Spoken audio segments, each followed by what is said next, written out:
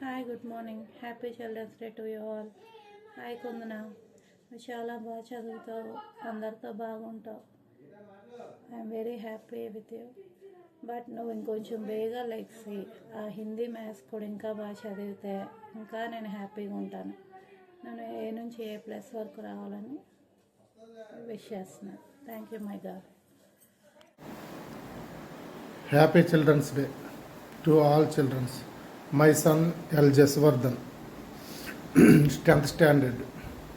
జస్సు స్కూల్లో కానీ ట్యూషన్లో కానీ ఏదైనా సబ్జెక్ట్ చెప్పారంటే బాగా క్యాచ్ చేస్తాడు. మంచి గ్రాస్ పవర్ ఉందని కూడా టీచర్స్ ఇంతకుముందే చెప్పారు. లీడర్షిప్ క్వాలిటీస్ కూడా బాగానే ఉన్నాయి. Competitions school, district and state లెవెల్లో కూడా ఇంతవరకు చాలా పార్టిసిపేట్ చేశాడు.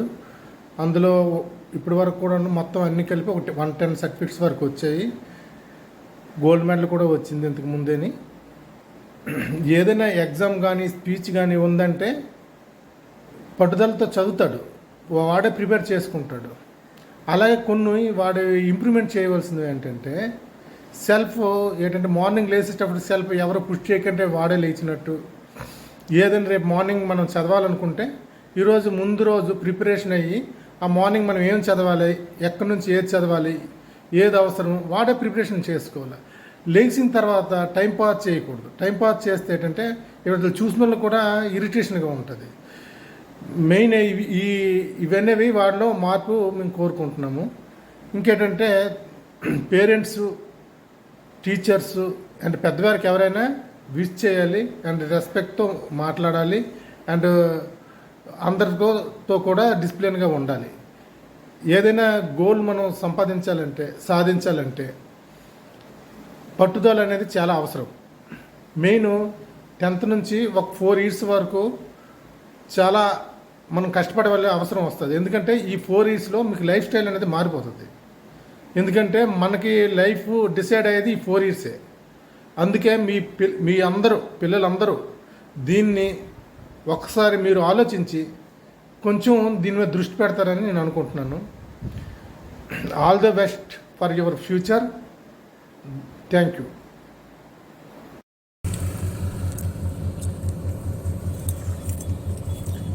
మేడం గారు నమస్తే అండి. మా ధీరజ్లో మంచి విషయాలు ఏంటంటే ఏదైనా పని మీద ఉంటే అదే పని మీద కాన్సన్ట్రేషన్ చేస్తాడండి. చదువు ఏదైనా వర్క్ ఉంటాడు, ఒకరు చెప్పక్కర్లేదు, అది పని చేసుకుంటాడు.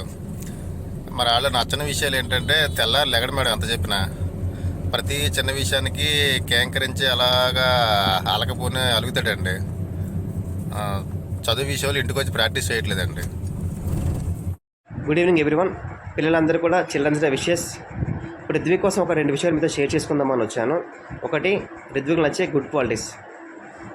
కొన్ని విషయాలు షార్ప్గా ఉంటాడు, కొన్నిసార్లు పేరెంట్స్ మాట వింటాడు, ఎర్లీ మార్నింగ్ బెయిల్ ఇస్తాడు, అలాంటి కంప్లైంట్స్ అయితే ఏమీ లేదు. ఇలా కొన్ని విషయాల్లో Ridvik okay, good. And second thing ఏంటంటే రిద్విక్ నచ్చే కొన్ని విషయాలు ఏంటంటే ఫస్ట్ ఆఫ్ ఆల్ ఏంటంటే రిద్విక్ ఎంత షార్ప్ అనేది వాడికన్నా యాజ్ ఎ పేరెంట్స్గా మాకు బాగా తెలుసు. ఎగ్జాంపుల్ చెప్తున్నాను, రిద్విక్ ఎగ్జామ్ ప్రిపేర్ అయినప్పుడు చాలా డిస్టర్బ్గా ప్రిపేర్ అవుతాడు. ఎంత చెప్పినా సరిగ్గా వినకుండా డిస్టర్బెన్స్తోనే ప్రిపేర్ అవుతాడు. అలా చదివిన సరే రిద్విక్ మోర్ దెన్ 85% వస్తుంది ఎవ్రీ టైం.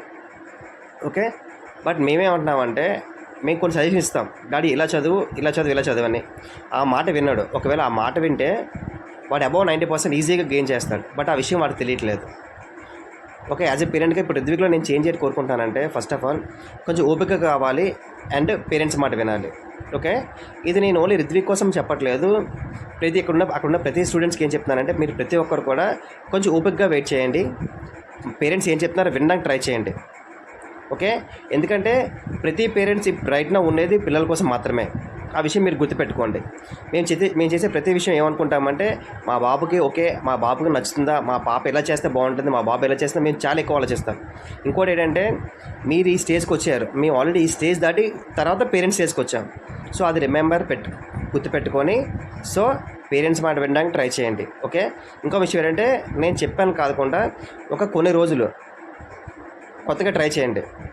పేరెంట్స్ మాట వినండి. కొన్ని రోజులు మీకు గుడ్ న్యూస్, ఖచ్చితంగా గుడ్ రిజల్ట్స్ మీకు వస్తాయి. ఓకే, ప్రతి ఒక్కరు కూడా పేరెంట్స్ మాట వింటారని ఎక్స్పెక్ట్ చేస్తున్నాను. వన్స్ అగైన్ అందరూ కూడా చిల్డ్రన్స్ డే విషెస్. బాయ్.